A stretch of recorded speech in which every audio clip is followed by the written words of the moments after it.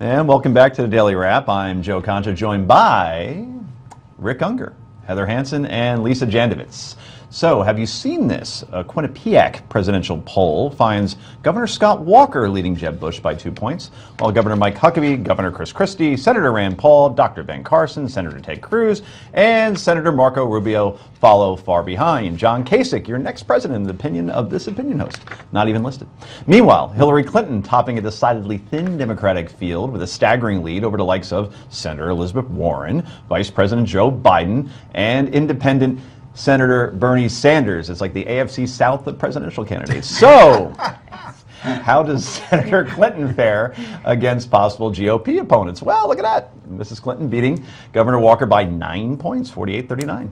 And while she has a tougher fight with Governor Jeb Bush with only a 2-point lead at 45 and 43, if Hillary survives her email issue and becomes the next president of your United States, we can look forward to dynamic and captivated speeches like this one from Tuesday. I am still kind of in the grandmother glow. 6 months in, it's better than any spa treatment. I highly recommend it. My grandfather was a factory worker, started at the age of 11, worked until he was 65, and got to retire. And that yes, we have to work on macro issues, but also macaroni and cheese issues too. And if you think that was tedious, you're not alone. Here's Mark Halperin on Bloomberg. There were things she said last night that were inspirational, particularly for women who would like to see an Emily's List back candidate win. But if this email scandal wasn't going on, I think what people would be saying after last night's event was high profile, home court advantage she could have, and that was not a speech that people want to hear. Part of what the presidential race comes down to is who do you want in your living room for 4 years? Who do you like? Who do you want to listen to? She was flat. She was slow. At her best moments, she was not that interesting. I fell asleep twice during the speech. I was tired, but I would not fall asleep during a Bill Clinton speech or a George Bush speech or a Barack Obama speech.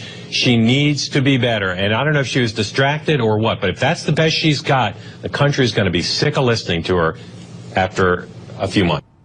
That's Mark Halperin, not exactly a right-wing guy, the author of, or co-author of Game Change. So, Heather, let's start with you until next week's polling comes out, because that Quinnipiac poll, by the way, that I mentioned, obviously was taken before this whole little scandal hits.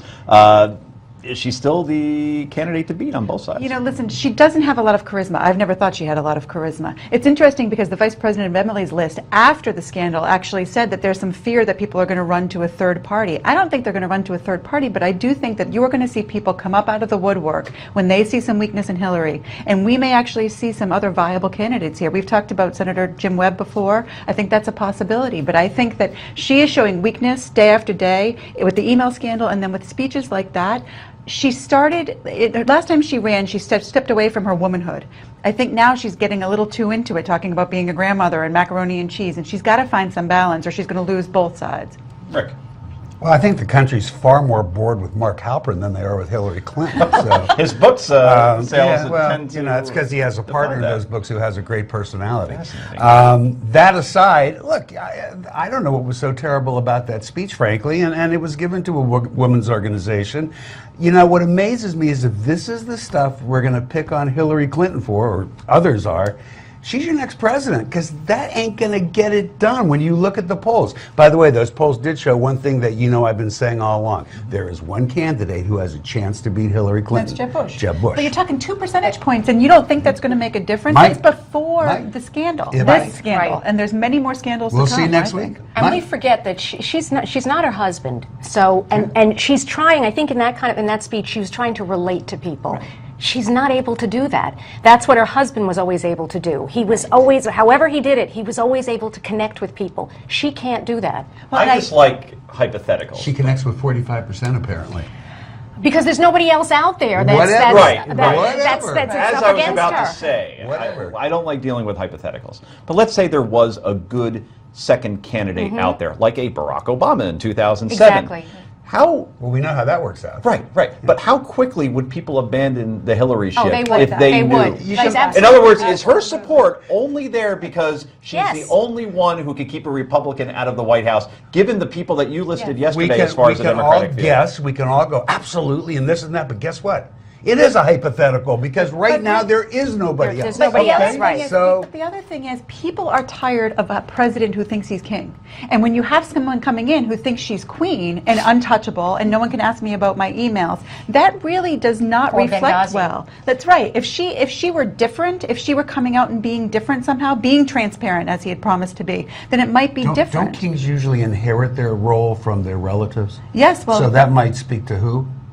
Clinton, for sure. Not Rick, Jeb you know- Bush, I with Rick, a you know what I father wanna know? and a brother and a... You know what I want to know? I want to know what she runs on. Does she run on her record as Secretary of State? That is the question, and it's actually. What does she believe in? That's that's the bet. No offense to anybody. Smartest question I've heard all night. Because the one thing she has yet to do, and she has to do, Define is herself. tell us why she wants to be president, why she should be president, and what the heck she believes in.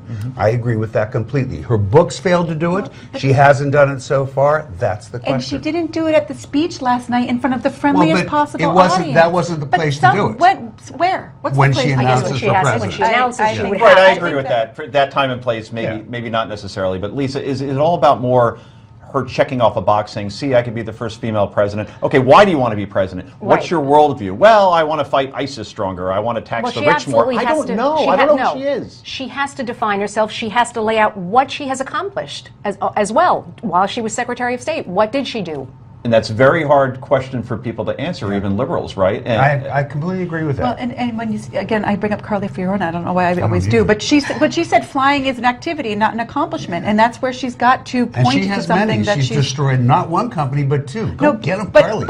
But Hillary's got to give accomplishments. No, she She's does. got to I point agree to with you. something, I do. and more than just activities, and we more need than to just know why her. titles. She has to tell us why she's the one Besides who's best being a suited to be female, president, aside from being a female and aside from being Bill Clinton's wife. And I finally, agree. just from what you could see right now, and I know it's hard because she's got the makeup on like we have makeup on, and but to stay in the hotel rooms and to fly to 4 different times a day, just from what you could see, and I want a very fast answer on this, does she have the physical prowess right now to handle 16 months of a campaign? Lisa.